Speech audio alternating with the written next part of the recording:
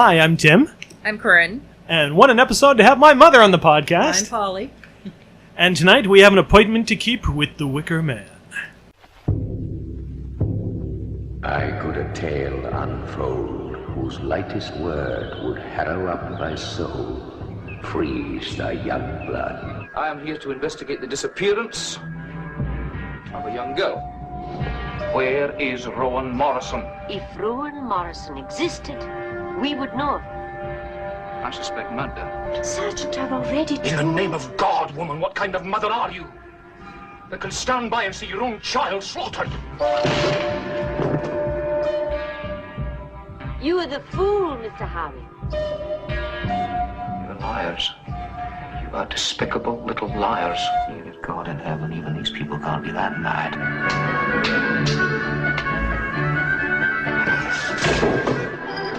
Where is Rowan Morrison? Oh my God! Pious Scottish Police Sergeant Neil Howie flies to the remote island of Summerisle after receiving a message suggesting a young girl has disappeared there. He finds the locals unhelpful, as they deny the girl has ever existed, despite circumstantial evidence that suggests a sinister conspiracy among them, including the island's charismatic leader, Lord Summerisle. The residents' pagan beliefs clash with Howie's rigid Christian sensibilities, and lead him to believe the girl may be intended as a sacrifice to their gods, a rite that Howie must prevent before the island's May Day celebration. As per usual, we'll be discussing The Wicker Man in detail, and especially with this movie, if you haven't seen it and want to remain unspoiled, we really, really recommend you watch the film before listening to the rest of the episode. And for God's sakes, don't watch the remake. Okay, what's everybody's first experiences with this movie? It was on a list of movies that were both controversial and a little shocking.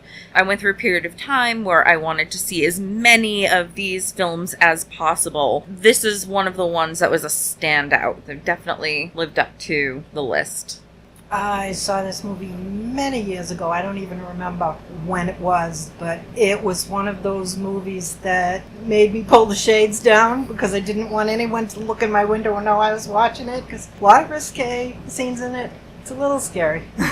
Well, I remember you telling me about it for years, and then we finally found it at the video store. It was actually the full uncut version that we just watched. And I remember watching it with you sitting next to me with this, you had this look in your face like somebody at a surprise party who's just waiting to jump out from behind the couch, basically, watching me like, ooh, he's going to love it when this happens and this happens. I remember keep going, where's the Wicker Man? It's like, you'll see. And how old were you then? I was 16 or 17, I think. Bad mom. Great mom, are you kidding me? Let's go into a little basic info about the movie. It was released in England in December 1973 on a double bill with Don't Look Now. Talk about an amazing double feature. The film actually had a spotty release in America throughout 1975 to 1980 under different ratings and through different distributors. It was filmed for a budget of £500,000. I couldn't get a figure on what the box office was, but I guess unfortunately not very much. It really didn't get the attention that the filmmakers were hoping it would get.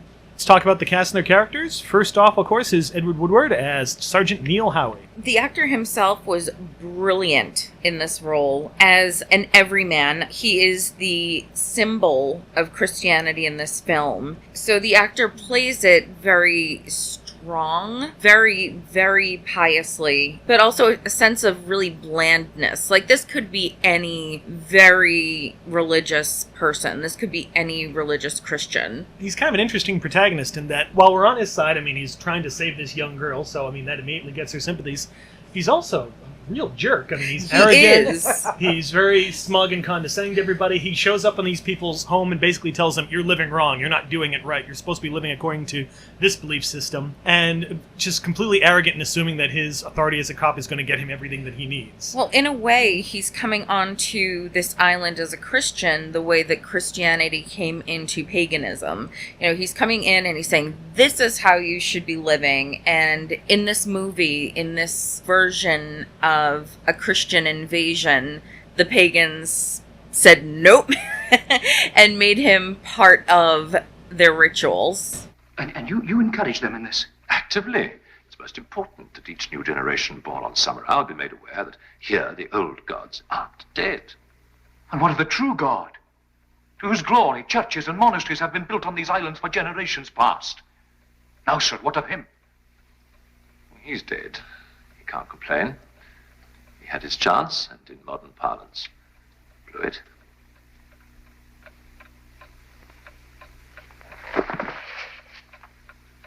What? little curious about his upbringing. I would like to have seen a little bit of something about that, how he's so over the top. I didn't know whether to feel sorry for him or whether to love him, because there's a sweetness about him, a kindness about him, as much as he is arrogant. I wonder if, kind of like Lord Summerisle, he was raised into this the same way Summerisle was raised into the pagan gods, and that it's always been something in his life, and therefore he doesn't know any different. Right, and doesn't accept anything different. I also like that there are hints that he's not very popular even on the mainland. We see the other cops there kind of snickering about him and making fun of him, and just kind of rolling their eyes whenever he does his, rigid Christian rules. Yeah, little jokes in there between them, yeah. Even they think he is going overboard. Which is funny, because I seem to remember this thinking that he represents the outside world and what's sort of the status quo, and he really doesn't. He is kind of the extreme version of Christianity for this movie, just as they're the extreme version of their pagan beliefs. And also, you can't help but sympathize him as we see all this resistance he's going for, where everyone's just leading him in circles. What girl? Oh yeah, that girl. No, I don't know who you're talking about. Back and forth. There's no way you can't. But then he looks in the books, and she's in the school book, so she had to be there somewhere, but everybody's saying she's not, she doesn't exist. And just lying to his face, you can understand why he gets so upset and frustrated and crazy. I was frustrated. You're liars. You are despicable little liars. Rowan Morrison is a schoolmate of yours, isn't she? And that is her desk, isn't it? Well, isn't it? I think you ought to know. And you are the biggest liar of all. I warn you, one more lie out of you, and I will charge you with obstruction. And believe me, Miss Rose, that is a promise. There's this wonderful scene in the classroom when he lifts up Rowan's desk, the top of it, and he sees a cockroach that is attached to a string nailed into the desk itself, and the cockroach is going around and around in circles, and one of the little girls says, poor thing, it's going around and around, and it's just going to get itself caught up. So that's what he's doing. They have the nail being Rowan, and the string is them just turning him in every direction, and in the end he does end up tying himself up. He ends up putting himself in the position they wanted him in. As for Woodward himself, of course, he's best known from his role on The Equalizer. He also appeared in Breaker Morant, the George C. Scott version of A Christmas Carol, and Hot Fuzz as the leader of the Neighborhood Watch Association. Originally, the role was offered to Michael York, of all people.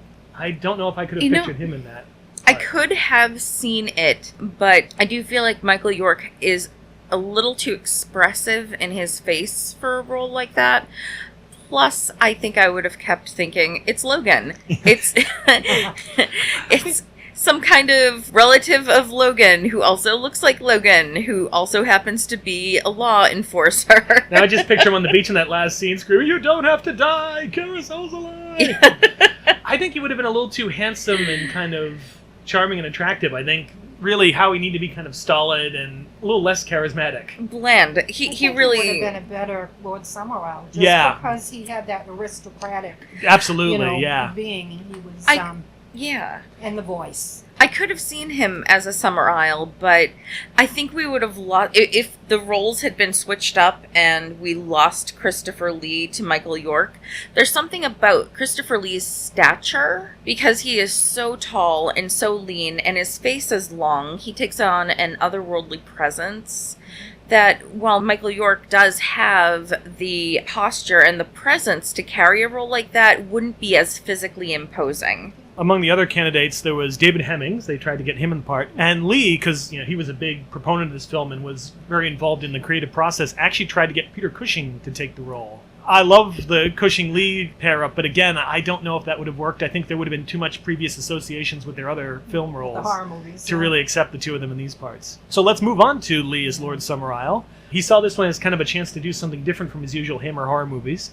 And I love the choice he makes that you kind of get this mental image of Christopher Lee playing a cult leader. You think you know what that's going to be, and he plays completely against it. When we meet him, he's incredibly suave and witty and charming and just seems like the friendliest host you can imagine. But that is kind of what a cult leader is. They are charismatic, they draw you in, they have a presence, but he definitely seemed as if not necessarily the leader of a cult, but a dignitary of sorts. He was their royalty. He was their governance. I had a lot of problems with his character, and I think I meant to have those problems. I don't know how much of this he truly believed. I was going to ask that very thing, yeah. Or how much of it he wanted to believe, or how much of it was just for the sake of the peace of the island. He mentions toward the very end that since the time his grandfather, I think it was, had gotten to the island, they've never had to sacrifice, because the crops have never failed. Oh yes, they failed all right. Disastrously so. For the first time since my grandfather came here. The blossom came, but the fruit withered and died on the bough. That must not happen again this year. It is our most earnest belief that the best way of preventing this is to offer to our god of the sun and to the goddess of our orchards the most acceptable sacrifice that lies in our power. So they've never had to sacrifice a human being. This is their first human sacrifice. He has no idea if the crops are going to come back. He believes it, or at least he's telling us he believes, but he has no idea. And I guess a lot of that can be put down to the question of faith. If they kill the sergeant, they have faith the crops will return, and the sergeant has faith that if he is killed, he gets everlasting life. So, there is, as he was saying about it, the constant death and rebirth. Well, I also noticed in that scene when Howie says that if this sacrifice doesn't work, they're going to sacrifice no less a figure than him, the Lord of the Island. And if you watch Christopher Lee's eyes, there's this kind of moment of, uh-oh, I hadn't really thought of that. And then he immediately comes back with, no, I know it will work. And yeah, it makes me wonder if he really totally buys all this, or if it is just something he's using to keep the populace going. Maybe it is just tradition for him. I mean, he knows the source of these beliefs. He knows why they came onto the island, so he has a kind of a view behind the curtain, but he does profess that he loves and believes them. So then again, he's also talking to Howie, so who knows how much of that is a lie, how much of that is illusion. It's tough to tell. I thought all the way through the movie that they had been sacrificing people. And that's how the crops succeeded, because all the pictures with the girls had crops in them. But then it didn't occur to me that that's the opposite. It wasn't until I saw him develop the picture of Rowan with all the empty carts and crates around her that I realized that this is first. That's what we're led to believe. We're on the same journey that the sergeant is on. We're tossed in as many different directions as he is. And for this being their first rodeo, so to speak, with sacrifice, they all seem to be pretty good at it and pretty comfortable with it. So that could be an aspect of faith. Step by step by step all the way through. And they followed it, like sacrificing their liquor to the ocean. I mean, they had it wasn't just him. There were other things too that they did. Yeah. Well, part of those are the yearly traditions, I think, but this big thing is new. From the book he read, I gathered that they made yearly sacrifices of animals and of the beers, so that they performed this ritual. They had that circus at the end, that carnival at the end. Every year. It didn't work anymore. Right, until it didn't work, and they thought, okay, well, we have to sacrifice something better, something bigger. It needs to be a human. I wondered at the beginning, how did they find him? It wasn't until later in the movie that, I realized that they had purposely gone looking for a They did research, person, but at the beginning I thought, well, how did they know? How did they know that he was as he is? I read somewhere the novelization hints that Summerisle himself went to the mainland and was following Howie around everywhere and making inquiries. But now I have an image of them practicing this whole game with, some of the animal ones, well, we have led you, this chicken, to this anointed place. Yeah, well... And just this chicken being like... I'm not quite sure they'd have to do something as elaborate. The chicken must enter of his own free will. And the chicken's like, and he has to be a virgin. But something I did notice that I found very striking about the desperation of these people is that they don't just sacrifice the sergeant. They sacrifice an entire farmyard worth of creatures at the same time. They want to make sure that the crop is perfect next harvest. Well, maybe the god's like, I want Howie, but I want a rack of lamb over here too. I want some eggs. It's the sacrificial buffet. For this movie, Lee was hugely supportive of this movie. He considered it one of the best that he'd ever been in. Supposedly did it for very little money, possibly for free based on some reports, and actually tried to get critics to go see it to the point where he even offered to pay for them to get them into the theater to see it and try and spread the word about it. And did a lot of promotion in America. Anywhere he could kind of talk the movie up, he did. Mm-hmm. So he's been one of the biggest champions of this movie. I had read that he was a very strong supporter. Let's move on to Britt Eklund as Willa McGregor, the innkeeper's daughter. She kind of represents the seductive face of the religion, it seems, and is sort of kind of a foil to Howie's repressed sexuality, too. She definitely does. She also represents, she's called by Summerisle the goddess of love. She's definitely the goddess of sexual love in this town. It also appears the first time we see Summerisle and the first time we get a hint that she is very, very sexual is when she's introduced to this young boy, who's just kind of outside her window with Summerisle, and it's a very Romeo and Juliet moment, except it seems more like an offering. Willow McGregor, I have the honor to present to you Ash Buchanan. Come up, Ash Buchanan. Another sacrifice for Aphrodite, Willow. You flattered me, Your Lordship. Surely you mean to Aphrodite. I make no such distinction. You are the goddess of love in human form, and I am merely your humble acolyte. Enjoy yourself and him.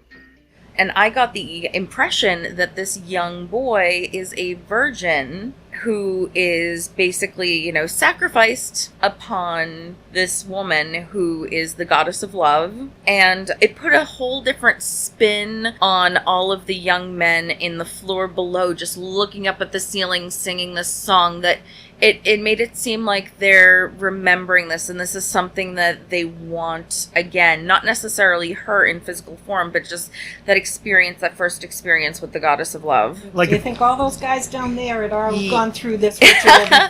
It's like a rite of passage for men on the island. Yeah, exactly. Yeah. Which made me wonder how the female version of that went down, and it's never really talked about at all, and it does seem as if the women hold the sexual power and have control over their own sexuality, and in a way also over that of the men. She also seems to be put in as sort of a test for Howie, too, to make sure that he's the right guy during, of course, the infamous dance scene that she has. I wonder what would have happened if he had succumbed. Well, could have changed the whole face of the movie. It might have been a case of her, she just slammed the door in his face and say, oh, no, he's not the right It's one. possible. Yeah. But it's funny that if he had taken that, apple, then he would have lost his immortal soul according to his faith. He would have saved his life, but not his eternal life. But because he resisted, he doomed his body. But he saved his soul. Right. That's what he believes. Right.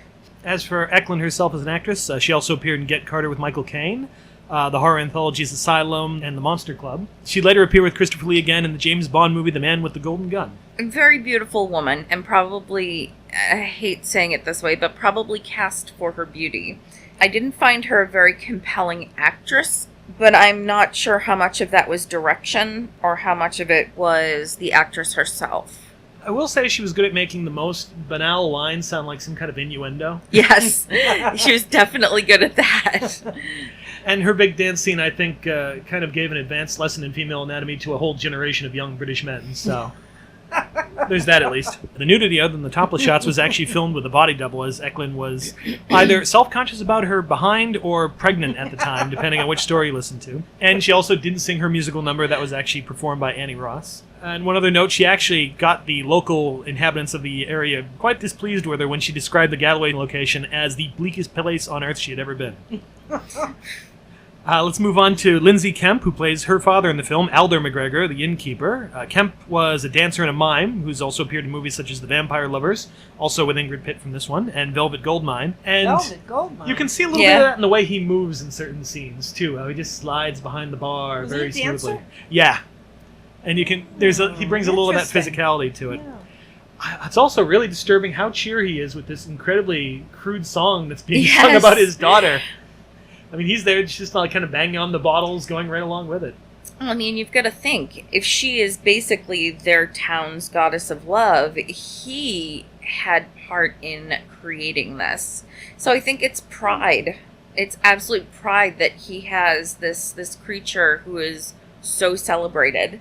Well, they all knew the song, too. They must have sang a lot. Everybody knew it. And along with the rest of the cast, he does a great job of doing this sort of I've got a secret performance anytime he's doing anything around Sergeant Howie, especially since now we know in retrospect he knows he has a really big part to play in this, that he has to somehow get Howie into the fool's costume. Which he doesn't really have a lot to do with, to be honest. All he had to do was be there, be in the room. If he had gone off, if he had left the house when Willow had left, if they had left together, he never would have happened upon him to knock him out and take his costume. Yeah. Plus, he couldn't really guarantee that he would have taken the costume. Some of this was left up to chance. Well, I also noticed in a lot of bits of his dialogue how leading they are. Did you find the girl? No, well, I can't say I'm very surprised. I'm going to rest in my bed for half an hour. I do not wish to be disturbed. I'd stay there until tonight if I was you. We don't much relish strangers around today. Or even that scene as Willow's leaving, like, you go ahead, I'll stay here and put on my costume in this room here with my back to the door. Yeah, he had to steal the costume. Yeah. I would have stolen that costume. I do wonder if Howie showed up in a different costume, like, hey, come here as the fool. Oh, as the fish. Well, close enough. Getting the thing. He's king-like. He's I don't know. fish. The fish wouldn't cut it. The god doesn't like he had seafood. To be the fool. He had to be the fool. I mean, that was a given. Next is Diane Cilento as Miss Rose, the teacher. Cilento also appeared in Tom Jones and got an Oscar nomination for her part in that, along with The Agony and the Ecstasy and Ombre. She was formerly married to Sean Connery and actually married Anthony Schaefer, the writer of this film, after they fell in love on the set. And Miss Rose almost kind of comes across to me as almost the second in command for Summerisle. She's always paired in shots kind of right next to him. Mm-hmm. And being the teacher, she is in charge of indoctrinating each generation into the traditions, which kind of draws the ire of Howie more to her than to most of the other residents. I'd actually assumed that Miss Rose and Summerisle were involved somehow, because they did act as co-leaders in a way. He had, supreme reign, but she really tended the garden. On an island where everything is based on belief, she's kind of both teacher and sort of priestess in a way. We see that when she's leading that divinity lesson out in the lawn where they're leaping over the fire. But I also love the charge she gets when she can finally kind of rub it into Howie once the reveal comes across. You are the fool, Mr. Howie. Punch. One of the great fool victims of history. For you have accepted the role of king for a day. And who but a fool would do that? But you will be revered and anointed as a king. You will undergo death and rebirth. Resurrection, if you like. The rebirth, sadly, will not be yours, but that of our crops. Well, he'd spent the entire film, which I think was over the course of 3 days or 2 days, telling her how awful she was and her religion was and how everything she was teaching these children was wrong and improper, and he was basically smashing his religion in her face. So for her to be able to see him in a vulnerable position, it probably felt really good. And yet she's kind of polite about it in a way. Every time they have their confrontation, she's like, well, in the Christian faith, yeah, in our faith it's something different. And even in that last scene, the beach, she actually does stop to say, rebirth or resurrection, if you like, giving him that little bit of that little tenet of his film. That sounded like a dig. I thought that was a wonderful moment, but it sounded like a dig. Next we come to character actor Aubrey Morris as the Gravedigger, and this guy is just always creepy. He also played the creepy youth worker from A Clockwork Orange and one of the government officials in Life Force, and he brings to almost every part this sort of, crude amusement with everything that's going on around him, and it works really, really well here. Gleefully creepy. He has one of the most important moments on the island.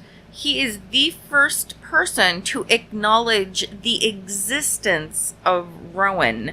Not just her existence, but of what we are to assume at that point was her grave and her death. Morning. I see you plant trees on most of the graves here. Aye, that's right. What tree is that? That's a Rowan.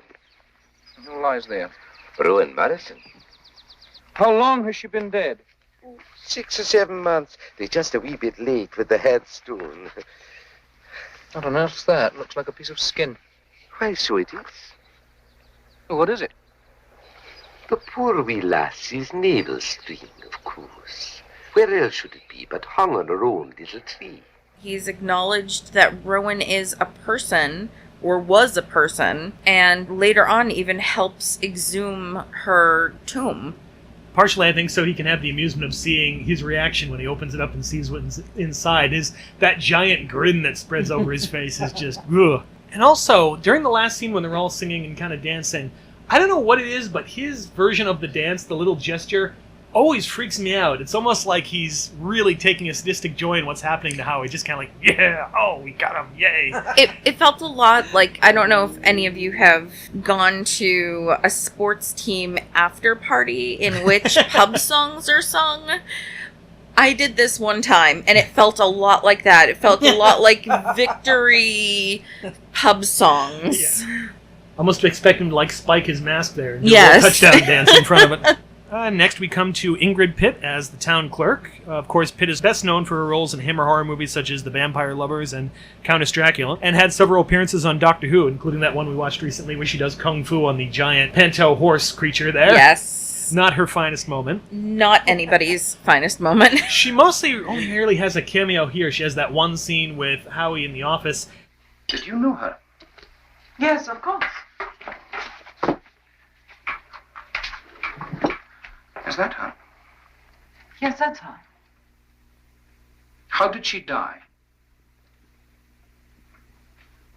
I don't know. I don't know anything about her. Nothing.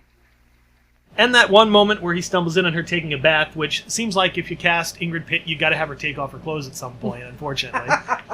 But while she doesn't have much to do, she is always very pretty to look She's at. memorable. She does it well. Yeah. I don't know. She was the one with the with the Princess Leia hair buns. Yeah. Next is Geraldine Cooper as Rowan Morrison. She gives away, I mean, she isn't seen very much in this movie. She's not seen until the last, I think, 10 minutes of the movie.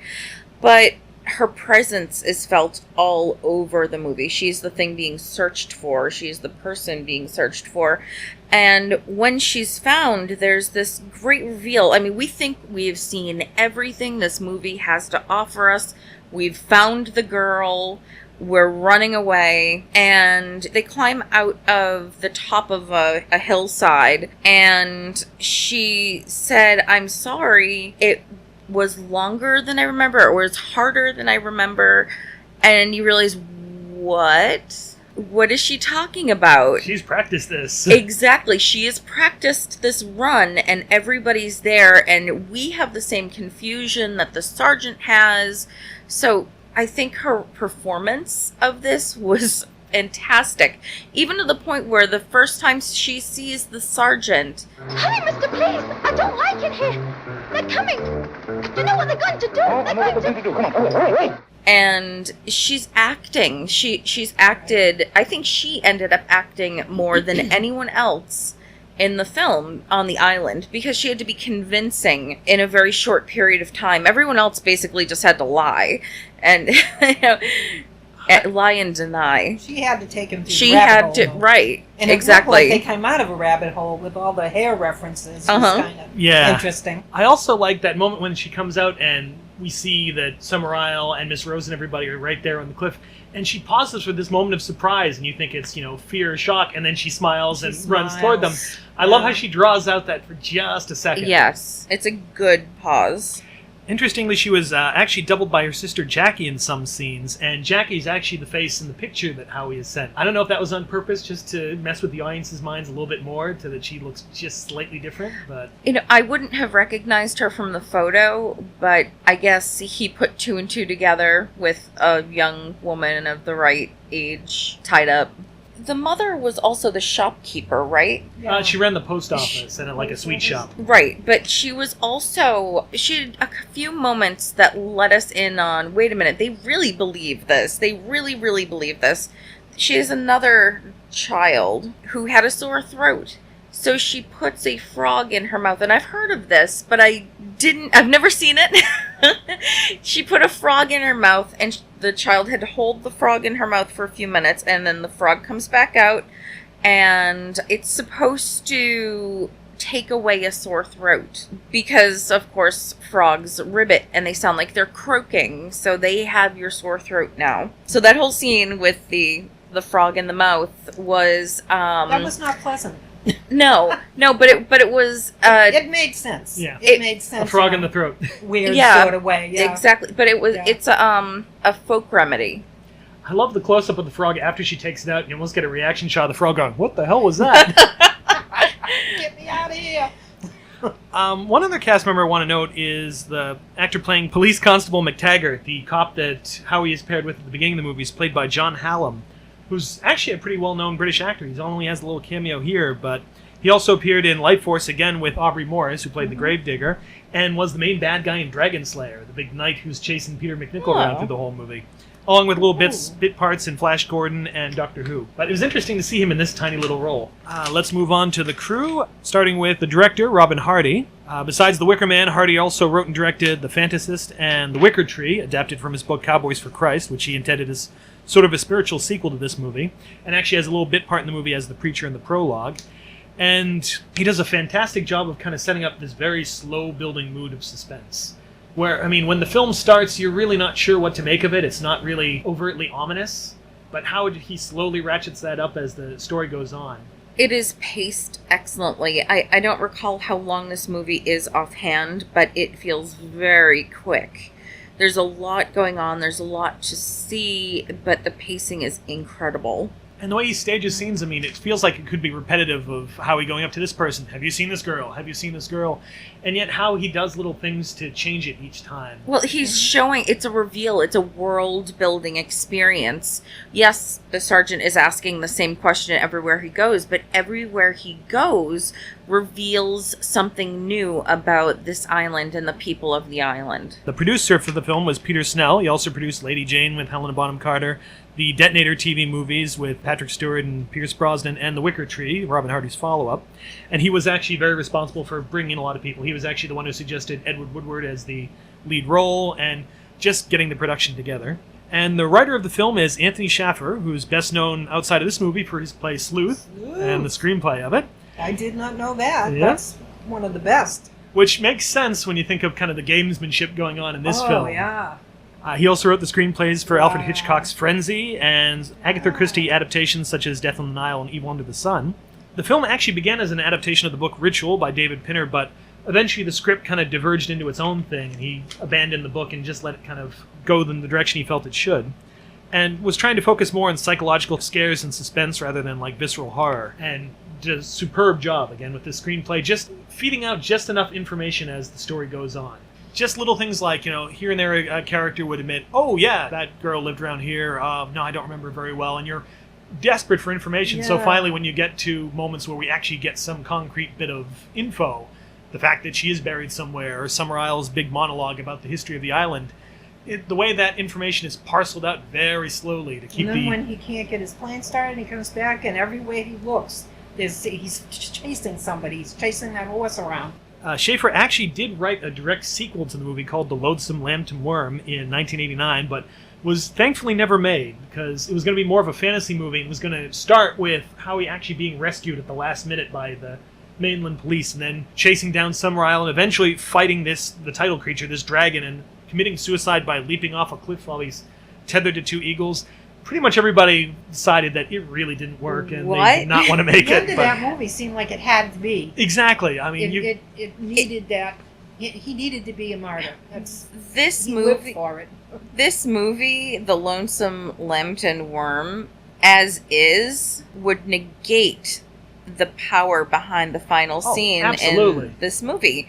However, if Schaffer had changed the character of Howie and Summerisle, he could have adapted that screenplay to something else, because I'm sure there are lots of people who would want to see some dragon battles. Well, we kind of got that story, though, around the same time with Lair of the White Worm. That's pretty much based on the same legend, so... But that's kind of proof that sometimes even the creator of a property should know when to walk away and leave it alone. I think there's some filmmakers who One or two kind of bear that in mind with some of their stuff.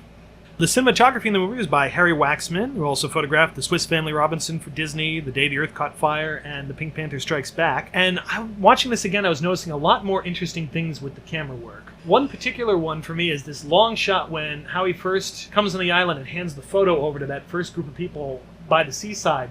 And the camera moves along them as the photo is being passed around and switches sides. So now in the background, we're seeing the water and the plane, and Howie, where he was originally on the left side of the screen, is now switched to the right. And to me, that kind of symbolizes his passage into the island. And now he's from the outside into the inside, and it's one connected shot, and as the shot ends, he walks away, and these figures are all kind of arranged between him and the plane. But also, it's his first circle. It's the first circle that the sergeant has been put in. None of these guys know this lady. None of them. This child is unknown.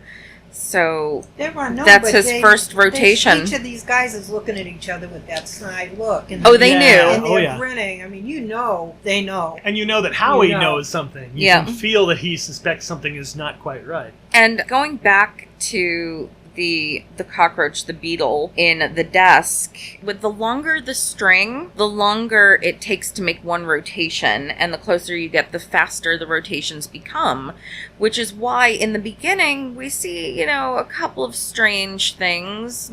They're a little odd. These people are a little strange, a little creepy, and the further in the movie you get, the further he gets himself tangled up, the faster things seem really bizarre until it really does culminate with the carnival.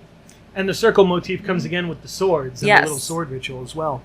Well, there's also a great use of handheld cameras in certain scenes when he's on the island. Like, when he's on the mainland, you notice that the camera work is very steady, and it's usually done with camera dollies and everything. And once he gets onto the mainland, it might have been just the geography, but there's a lot more handheld camera that gives it this kind of nervous energy. Or the great scene in the bar where they're singing the first song, and as each villager steps up to sing, it's this weird canted camera angle that's kind of askew and weird, and we cut back to Howie, it's always the same straight level angle.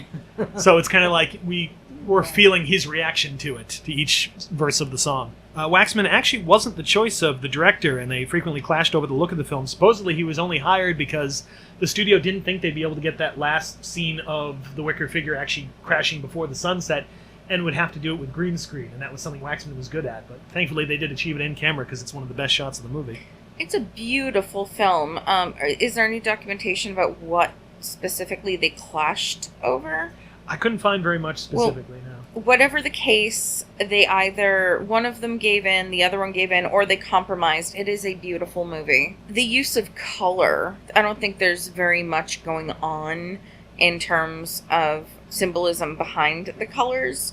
The only one that stands out is the yellow of the sun god yellow. I'd say the green, too, the green of the crops. Well, green of the crops. Green isn't used as much as I thought it would be. It's a lot more red and blue, really dark blues usually, yellow. And I noted something because I was like, I don't see every color here. We really don't see orange, but that's okay. We don't see purple at all until the very last scene when Summerisle's dress has purple in it. That's true. And also the last girl in the procession is wearing a dress that's primarily purple. That is it. There's no other purple in the film. I hadn't noticed that. I didn't realize it until you said that. The first color I thought of that I didn't remember was purple. Yeah. And it's so striking when you see him clad in it. That's exactly what it is. It's not just the shock of seeing Summerisle in a dress, even though we've been, foreshadowed, but we're really seeing him against all these other colors because our eye isn't used to seeing purple. The editing of the film was done by Eric Boyd Perkins. He also edited a lot of Hammer horror movies, such as Night Creatures and the Gorgon, also Christopher Lee, and the monster movie Gorgo. I love Gorgo. And again, I think Boyd Perkins' contribution is very important in terms of the pacing. How shots, it feels like, come in a lot faster as the movie goes on, especially during Howie's big search scene where he's running around trying to find anything, and is chasing around the guy in the hobby horse costume. Lots of great little cuts there and there back and forth, and especially the chop scene with the scissors. Yes. The way the editing is used in that scene. As, one person is going through and is about to get chopped, all of a sudden we cut to Howie and a hand grabbing his face, and we think it's about to rip the mask off. Instead, it's like, nope, come here, you're going in. And how, when he goes through, the shot is held just a little longer than it should be, and you're waiting for the thing to just close on his head. The music in the film was composed by Paul Giovanni and performed by the folk group Magnet. Giovanni was a playwright in addition to being a musician. And I always forget when I watch this how much music there is in the movie. That is practically a musical. And what a weird vibe the songs give off when you're first seeing it. It really feels like a completely different kind of film. I remember the first time I was watching this, and after the sergeant comes onto the aisle, while we watch the second set of credits run, there's this song that feels so inappropriate in tone and feels really upbeat. And it set me on edge immediately. Like, the music could have been for some kind of romance or some soft drama, but I knew I wasn't watching either of those. So I thought at first, who did they hire to do this? And then as the movie went on, the reason for the style of music became much more clear. It throws you off because a lot of it is so cheery and boisterous, and it emphasizes how strange this is to the outsider, but how completely normal for them. Yeah, well, everything they're doing is full of joy, full of life. Things that he would see as strange, like the pregnant... creepy undertone, though, yeah, to the whole thing. Like the Maypole song, when it's very upbeat and bouncy, and then you start to listen to the lyrics, and you're kind of like, hearing Kid sing this, it's like, whoa, wait a minute. You don't have kids sing that stuff. Although every time they cut to the musicians in the bar just strumming a guitar, I thought, that's every coffee house in Salem right there. That's open mic night everywhere. And then there's the one they're chanting at the end, this kind of traditional Celtic song that, again, the fact that it's so upbeat and cheery while something really horrific is happening just makes that scene, whoa. Well, it's horrific for him. It's horrific for us as outsiders. For them, this is a moment of celebration. They are celebrating that they're, giving this offering, exactly, more prosperity. I mean, they went as far as to have pregnant women go through the orchards and touch the trees as if kind of instilling some of their fertility into the trees. I mean, they are serious about this. Let's actually move into that a little bit, kind of the movie's themes of Christianity versus paganism. I like how the film kind of depicts this pagan community as this almost isolated section of civilization that doesn't want to connect with the modern world. And like I said, it's funny, I always assumed that Howie kind of represented that modern world, but he doesn't really quite represent it either. He's sort of, not quite antiquated, but a much smaller section of the population. He didn't even fit in on his own side. Exactly, so. yeah. Very, very strict. And I think for this movie to have worked, you needed somebody equally as strict in his own religion as Summerisle people are in theirs. Yeah, they're opposite poles, basically. Yeah. He was strict in his job, too, though. The first thing I saw him do at the beginning of the movie was tell the other guy, get a haircut. Yes. or even, seeing the graffiti that he agrees with the sentiment, but, wipe it off. Rid of it. Yeah. Right, He's proper. Well, that's also, I think, kind of a key theme of some forms of Christianity is order. The idea of Christianity as a system set in place to keep order and keep the rules and keep everything organized properly. And rituals. I mean, they showed us a mass. They showed taking communion. Things that seem ordinary to us. All rituals, too. Yep. Exactly.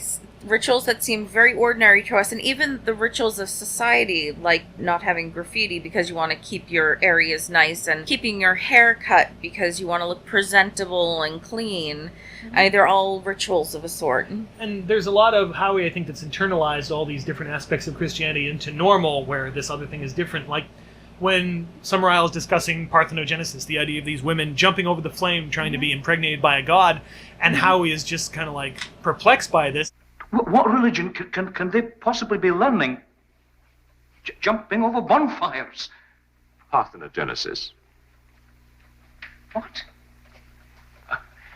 Literally, as Miss Rose would doubtless say in her assiduous way, reproduction without sexual union. Oh, what is all this? I mean, you've got fake biology, fake religion. Sir, have these children never heard of Jesus? Himself the son of a virgin, impregnated, I believe, by a ghost. pointing out that Christianity has just as many kind of outlandish things in it as these pagan beliefs do. I like the remark about them not wearing clothes. But they are naked. Naturally, it's much too dangerous to jump through the fire with your clothes on. Yeah, he's so sensible about it. Like, of course they're not going to wear clothes. That's crazy talk. That was the funniest part of the film. All three of us laughed aloud. I mean, well, that would be dangerous to wear clothing to jump over a fire. I also like that we see how contemptuous Summerisle is for Christianity, and that great speech he has outside the window talking about this idea of Christianity as a system of faith that lowers man, that keeps him on his knees and servile, and he points out how the animal kingdom that they worship doesn't have that. They're all equals. Nobody is miserable in that even the snails. system. Yeah. Well, they have great disdain for each other. And something that's very interesting about their predicament is that both of their faiths are satisfied in this arrangement that has happened. They in the end, when the Summerisle people are singing their hymn, basically, he's singing one right back at them. They are clashing to the end. They are both winning, and in a way, they're probably both losing.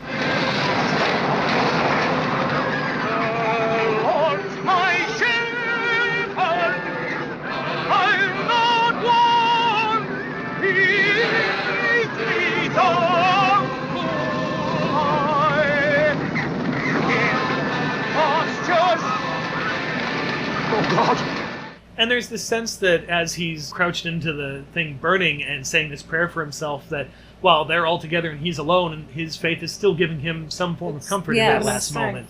Yeah. A horrible moment, though. I know. There's also the weird sense how the Summerisle beliefs almost feel like more of a business transaction. This idea that we'll give you a sacrifice, you give us crops. Yeah. As opposed to their view of Christianity, which seems to be, you're just supposed to worship blindly, and if you suffer, take it. And that goes to they basically gave him the opportunity to be a martyr, which in the Christian religion is something it's one of the highest honors. Honor. Right. Yeah. And we see in that last scene how he is sort of starting to proselytize and evangelize to the islanders, trying to convert them. He cursed them. them. To succeed. Well, that was his last thing. But it was his last shot. He kept amping up. I mean, he was desperate, of course. He was terrified. Yeah.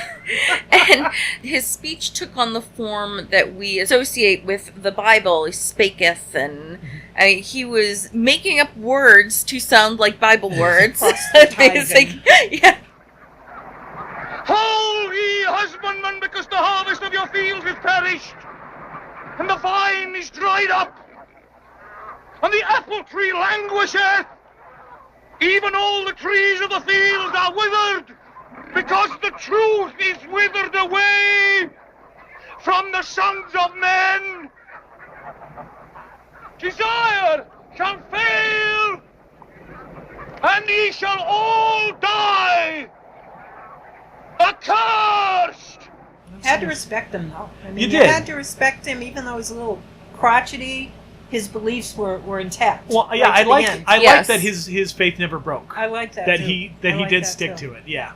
He didn't question his faith. They didn't question theirs. It would have weakened the film had either side done any given in and questioning. Yeah. Except for the fact that he gets killed, it's almost sort of a detente. Yeah. As for ritual sacrifice, the writer, Anthony Schaffer, was inspired by accounts of Julius Caesar about how criminals were burnt alive in giant wicker figures by the French Druids, although a lot of people consider these propaganda invented by Caesar to make the French Druid Celtic culture look a lot more savage. Which makes more sense than anything else, but being inspired by, and the word account is pretty perfect, because chances are he did not witness this. There are kind of separate bits of evidence that suggest that some type of sacrifice did happen. There's an engraving that inspired the movie called The Wicker Image by Alet Sams from 1676, which is the image of the Wicker Man with people stuffed in being lit aflame. And I love that they don't show that in the movie. I love that we never get a hint to what the Wicker Man is until the last scene. They mention, some were sacrificed by burning, that's it. So it's still kind of a surprise when they come over that hill and there it is. The look on his face was just terrorizing.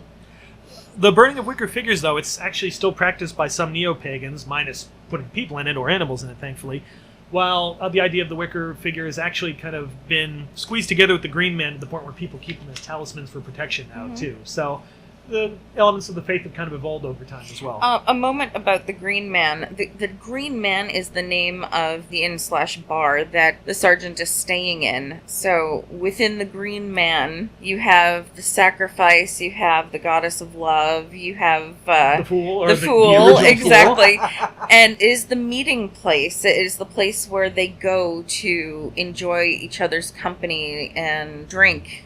Have song. They celebrate inside the Green Man.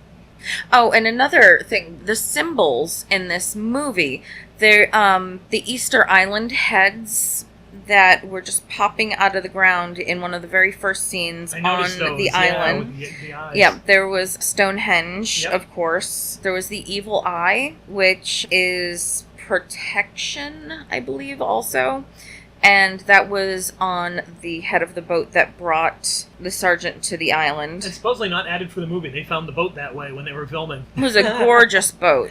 And also those weird faces on the knockers of the doors sometimes, which kept making me think of Labyrinth. Just the corn dollies, the maypole. I mean, we could spend a good 5 minutes listing all of the symbols in this movie. It was so engorged with symbols. The set decoration, all those subtle little things hung in the background of sets was really, really fantastic. I think we should take a moment to talk about the names. So all of the people who are given names are trees. Tree names: Rowan, Ash, Willow, Broom. Beach, I think, was one of them. Beach, yeah. And then we've got a couple who aren't trees, but are plant-related. Rose, Daisy, Briar. Myrtle is a tree. Trees, of course, being very, very important in pagan religions. And each of these trees, I only looked at 2 of them.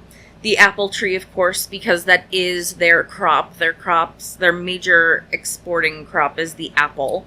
Right. So apple trees, of course, love, which we see with Willow, who, by the way, does not have any apples to give to the sergeant for dessert. We find out later it's because the crop failed, but she's got no apples for him. No love because he's a virgin and he has to stay that way. No apples. The only time we see him eat an apple is that he gets little apple bits on his walk with Summerisle.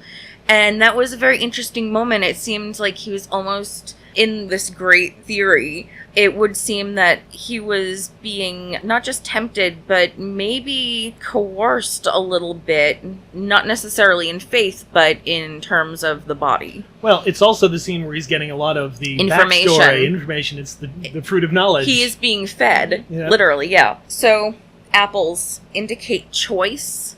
He has a choice, and they have a choice. Everybody has a choice here, and the apples are the big deciding factor.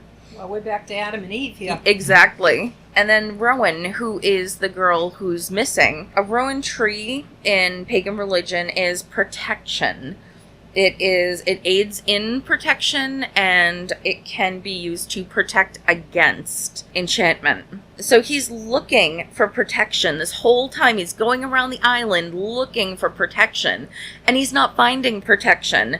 And then when he does find Rowan, when he does find protection, her magic, her Rowanness, isn't being used for him. It's being used for them. She is going to help protect the crops. Going back for a second to apples, there's actually a couple other things I did research on. Well, in Celtic mythology, there's the legend of Conley, I believe it's pronounced, an Irish prince who was tempted to a fairyland by a woman who fed him an apple that inflamed him with desire for her and her land. There's also Allantide, this Cornish festival where Allan apples are given and actually suspended behind a cross holding candles. And the idea is you have to eat the apple without getting the candle wax on your face, which kind of brings to mind some of the ceremonies they do in their big May Day parade. And in Norse mythology, apples are the symbol for rebirth, as golden apples kind of kept the Norse pantheon of gods young. So again, that symbol of death and rebirth. And even going back to fairy tales like Snow White, where the apple is something beautiful that has something deadly concealed in it. All right, let's talk about the ending. The ending and its complete lack of compromise, I'd say, are probably one of the strongest reasons this movie is remembered. And even now watching it, all 3 of us are just like, at the end of the last scene. Cringe. Yeah. Well, I love how it's drawn out, so you keep thinking something is going to happen. He's either going to convince somebody, some turnabout is going to happen that's going to allow him to escape. Him to be saved. You really do. Something's going to break. You know he won't. You still keep hoping. You keep thinking something will happen. And I guess originally the studio executives were suggesting, what if there's like a rainstorm and it puts out the thing and it's a miracle and this converts some of the islanders and they let him go? And thankfully, Schaffer and Hardy were like, no, we're not doing that. Well, that's taking a religious stance that this movie very delicately straddles by having a miracle save him. It would break both sides. Absolutely, yeah. It only works because we don't have any real fantastic elements that go one way or the other. We have no concrete evidence in this film to the existence of either God. Yeah, the terror isn't supernatural in any way. It's just from the power of people's faith. It is really a testament to how dangerous rabid faith can be. I also kept thinking, watching the movie, how you can draw parallels between the pagans of the island and some of the really right-wing Christians we have here in America to some degree now. Which is kind of ironic that the two of them on opposite sides of the divide there can be very, very similar to a scary degree. Any extreme is bad. bad. Even the cults have gone to extreme. Religion taken to any extreme can be pretty much a terrifying thing. And also, the ending works so well, partially just because of Edward Woodward's performance. That moment where he's brought over the hill and sees the Wicker Man for the first time. Oh God! Oh Jesus Christ! Oh my God! Christ! No, dear God! No, Christ! And how he continues it for the rest of the scene always gives me chills. There was such pure terror in that performance, and I've seen that ending in classes. I've seen it at least a dozen times, and it affects me the same every time. My heart races, and I want him to get out of it. I know, because I've seen this, he's not getting out of this. But to see the people of Summerisle celebrate at the same time that he's mourning, in a way, they just clash up against each other and create such deep emotion in the audience. For this, we watched the long version of the movie. There have been at least 3 different versions of the film in circulation. The original one was 87 minutes. The movie suffered cuts at the hands of studio executive Michael Dealey, and unfortunately, to some degree, we might have Roger Corman to blame. They sent him a copy of the movie, trying to get him interested in distributing it in America, and he suggested to Dealey that the film's great, but it'd be better if you cut down by about 13 minutes and put it on a double bill. And unfortunately, Dealey took his advice, chopped out a whole bunch of the movie, removing the prologue and a whole bunch of other scenes, and reordering the movie to the point where Willow's big seductive dance number happens on the first night that Howie's on the island, which, pacing-wise, is totally wrong. Then, when they tried to reassemble the original cut that Hardy put together, thankfully they went back to Corman, and he still had the film print that they had sent him. He had given it to somebody else, and they used that to make a telescene transferred videotape of it, and that was used for the director's cut. And it's funny because when Hardy put it out in England, this longer version, he still cut some minutes. He still cut the island prologue, and that's one considered the middle version that's been also in circulation for a while and is re-released as the final cut lately. But the full-length cut was actually released in America on videotape, so that's the one that most people in this country kind of grew up with, is the full version of it. And 2 years ago, the final cut was put back out in movie theaters, cleaned up a little bit. They had lost Corman's original film print, so they had to go off of videotape for some of those extra scenes, which is why, when you watch it, the quality kind of bounces back and forth here and there, and you can tell what moments were cut out for the other film. There are a few moments that I don't mind that change in quality, but one of the very, very last shots of the Wicker Man falling and the sun in the background is a poorer quality. Which is weird because the better quality version of that exists and is on most other versions. I think it might be because they changed the end credits to some degree. Yeah. And some versions, apparently I've never seen this, but supposedly had that icon of the sun suddenly fly out of the sunset toward the camera at the very last moment. I did see that. Really? I've Yes. never seen it. Yeah. It was. I never have. It's so bizarre. And it is strange. I prefer the one that I saw tonight, but it kind of throws it in your face at the last minute. This is all about the sun god.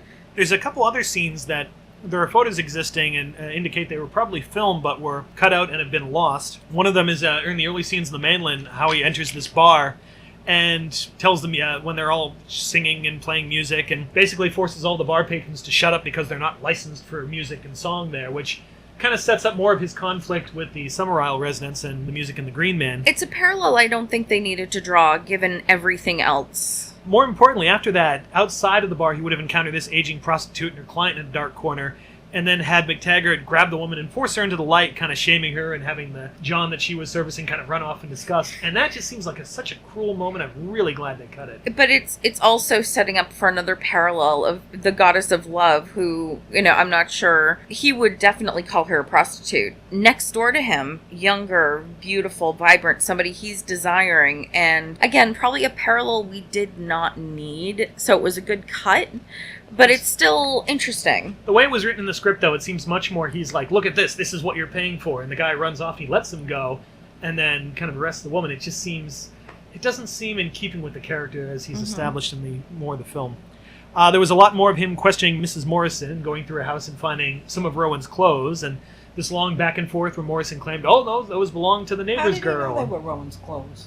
Because they were too big for Myrtle. And then he would have gone to the neighbor and interrogated her like in a back and forth. He assumed the desk was hers. Yeah. It was... And a much longer version of the scene between Howery and Summerisle, where Summerisle goes into detail about how the Christian clergy didn't really do anything to help the starving residents of the island when they were trying to subsist on fish, and gave them little comfort, and how that same clergy opposed his grandfather's scientific innovations, saying that if God, wanted fruit to grow here, he would have had us growing it before that.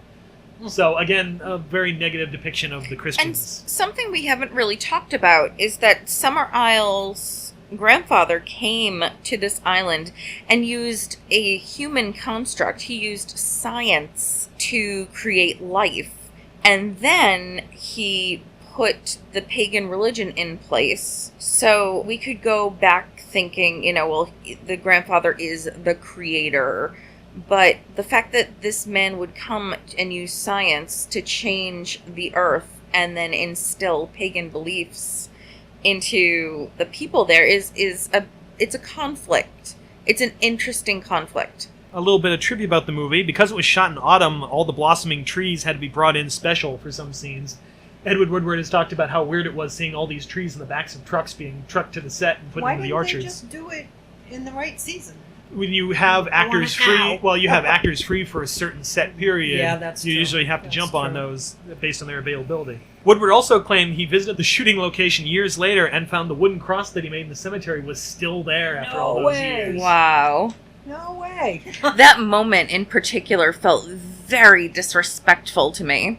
We didn't talk about this, but in what he calls a churchyard, there are gravestones, and there is a woman breastfeeding a baby with an egg in one hand, and it's very reminiscent of the Madonna and Child, but it's also the mother aspect of the goddess. And I don't remember, I think the egg is some kind of symbol of life potential. Fertility, or possibly, I don't remember. There's a lot of fertility rights in that. The movie. Rabbits, fertility and was the one everywhere. Woman running around with all the naked girls. But to go basically into her house and to set down his stake, his homemade cross, in her house, that was so disrespectful. And it's funny because you look at it from his point of view, and he sees corpses with apple boxes all over them, and he looks at this and says, "This is disrespectful." And corpses, their umbilical cord, and people who are going, bodies who are laying there without a cross to look over them. Yeah, and the one she said it's not consecrated ground.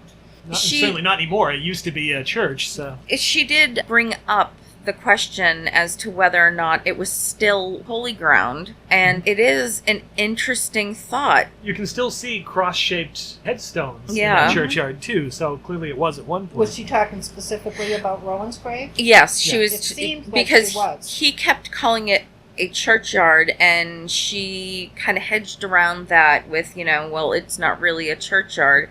Can it be a churchyard if the building that's attached to it is not a church? Or if all the followers of that religion have fled and are no longer there, is it just now a plot of ground with a stone wall around it? Exactly. A couple other little bits.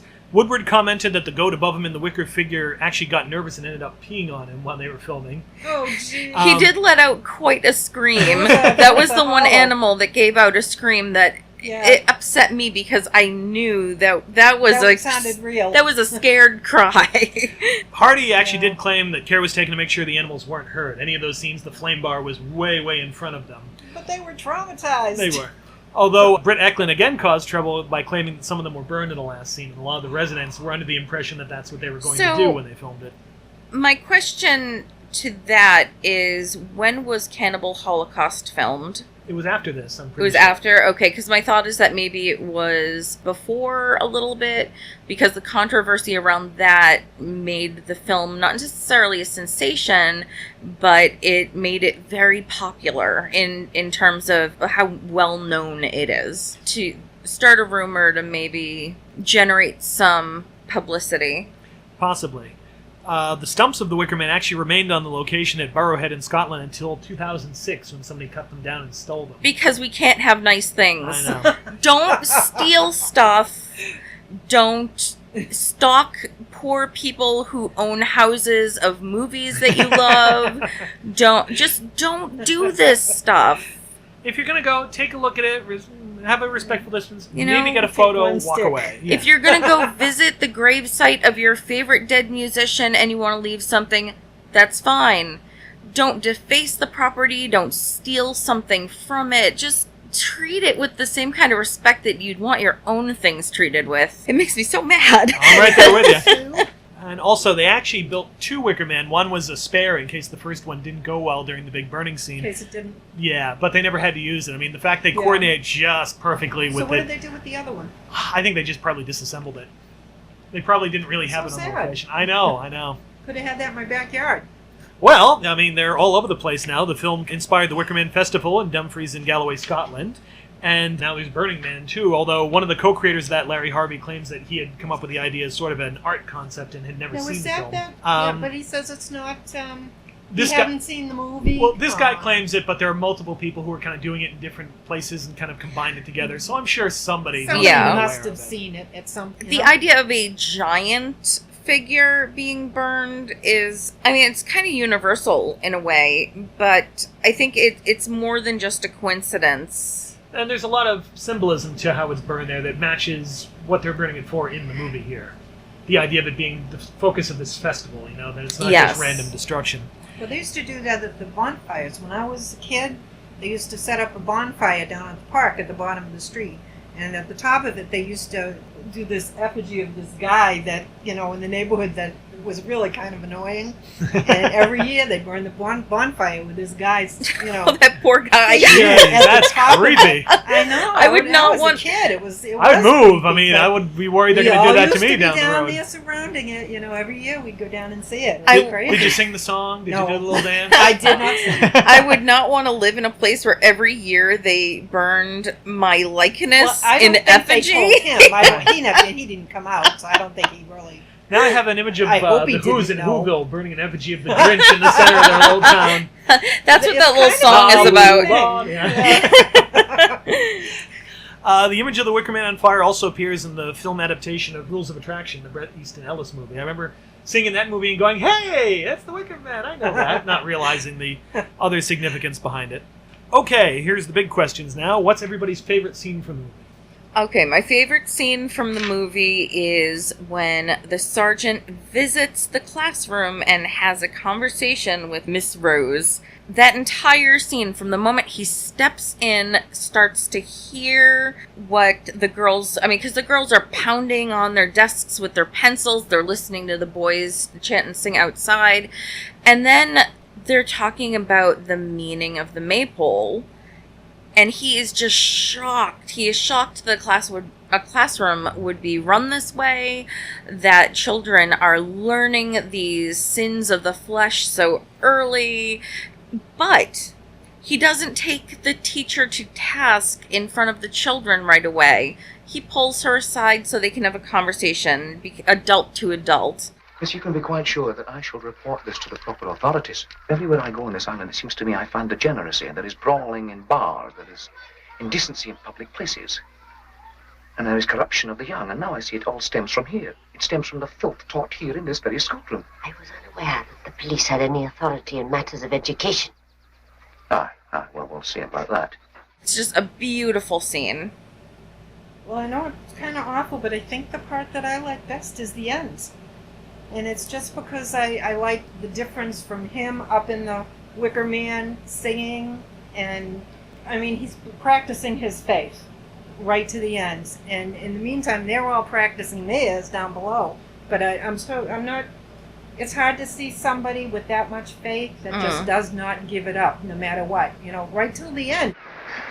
You can't change the fact that I believe in the life eternal as promised to us by our Lord Jesus Christ. I believe in the life eternal as promised to us by our Lord Jesus Christ. And he doesn't scream, or he doesn't make a spectacle of himself. It just kind of blew my mind. Yeah. And it creeps me out, but I can't stop thinking about it. No matter what they did, he never gave up his faith. For me, I think it would have to be the first big confrontation between Summerisle and Sergeant Howie. I love the back and forth in that scene. Just how cordial Summerisle is, how he's just so amused by this. It's almost not quite a joke, but it's just all good humor to him, and he's clearly relishing the idea of getting to see this cop up close. Like he says, it's been a pleasure to meet a Christian copper. Or even the fact that when Howie wants to dig up Rowan's grave, I don't know if you noticed, but Summerisle gives his permission immediately. Your Lordship, as a Justice of the Peace, I need your permission to exhume her body, have it transported to the mainland for a pathologist's report. You suspect foul play? I suspect murder and conspiracy to murder. In that case, you must go ahead. And Howie is so used to facing such resistance at the end of the scene. He's like, Now, sir, if I may have your permission to exhume the body of Rowan Morrison. I was under the impression I'd already given it to you. Ah, there's your transport. It's been a great pleasure meeting a Christian copper. after all of this runaround and all this frustration, everybody throwing walls up at him, here's this guy who's completely open, like, I'll tell you everything, sure, you have everything you need for your investigation, sure. And again, it completely throws you off because it's not what you're expecting from this character at all. All right, what's everybody's recommendations? If people like this one, what's another one that you think they'd like? Or if people didn't like this one for whatever strange reason, what do you think they might like instead? Hey, if you liked this movie, I have two recommendations. Very, very different tones. The first one is Red State. It is a Kevin Smith film, and instead of a Christian coming into a pagan extremist situation, it is just average American kids of no strict faith whatsoever coming into a cult of sorts, and very violent results. Marvelous film. Shocking. If you haven't seen it and you haven't seen any of Kevin Smith's latter films, don't think of it as a Kevin Smith film because you were going in with the wrong type of expectation. On the other hand, if you are looking for a film that has the humor of a Kevin Smith film, Hot Fuzz. It carries in the idea of a very upright policeman coming into a closed town or a closed situation where everything is just a bit off. I find it hard to compare this movie with any other ones, because I think it stands alone as one of the creepiest and most fascinating movies I've ever seen. But I would, anything that had, I've seen other movies with Edward Woodward, Hot Fuzz included, which I loved. It's funny, I saw that, but until you just said that, I didn't really make that comparison. But it really is a very similar idea to have a very straight-laced person come into this town that's just askew. Nothing's quite as it seems to be. Things go much better in Hot Fuzz. See, that's the thing, Howie didn't bring the guns. Well, not just that, but Howie, he refused to be influenced. And the detective in Hot Fuzz, he softens around the edges. He adapts. Yeah. See, now I want a scene of Howie firing his gun in the air going, wah. No. A couple that spring to mind. One is the recent Ty West movie, The Sacrament. It's kind of a found footage horror movie about two reporters who go to this closed-off cult in the middle of Africa. That, again, everything seems perfectly idyllic. Everybody's very happy. And the reporters interview the cult leader, and he's very charismatic and pulls you in. But just under the surface, there's something wrong, and over the course of the film, it unspools into this really horrific situation. The other one, and this is a little bit more out there, is Ken Russell's The Lair of the White Worm, which we mentioned with the Lambton Worm legend that was almost the sequel for this. There again, you have these ancient pagan beliefs clashing up against modern Christianity in the form of this bizarre snake-worshipping cult headed by Amanda Donahoe. Besides getting to see young Hugh Grant and Peter Capaldi fighting her, there's a lot of that same kind of askew look at religion and that sort of humorous bent to it. All right, does anyone else have any final thoughts about the film? Not the bees. Oh, that's one thing I suppose we should mention. Yes, there was a remake of this movie. I don't know what they were thinking when they made that one. And it's a bummer because it's a really good director, actually, Neil LaBute, and he reframes it from religion into more of a look at the clash between the genders, which I suppose had potential, but Christ, not the way they put together in that one, with Nicolas Cage running around drop-kicking people and bicycle-jacking women and dressing up as a giant bear. And it's one of the few times I think a remake actually has the potential to ruin the original, because a lot more people know that one and know the twist of this movie without seeing it because they've seen it in that one. These are the reasons I don't like film remakes. Remake movies that need to be remade because they had potential that was not achieved. This movie is perfect. You do not need to do it again.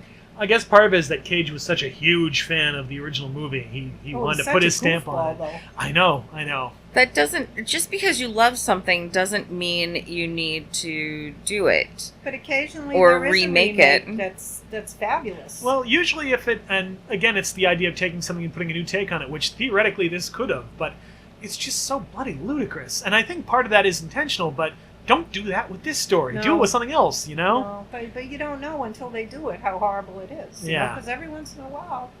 Well, when it's a movie that focuses so much on a big twist, that's where I kind of have a problem with it, because it does tend to spoil it for the people who haven't seen the original, the much better original. All right, that ends our conversation, but not the discussion. If you'd like to have your say about The Wicker Man or feel that we missed something, check out the comments section for this episode on CinemaSpection.com and start talking. Email your comments, complaints, questions, and suggestions to cinemaspection@gmail.com.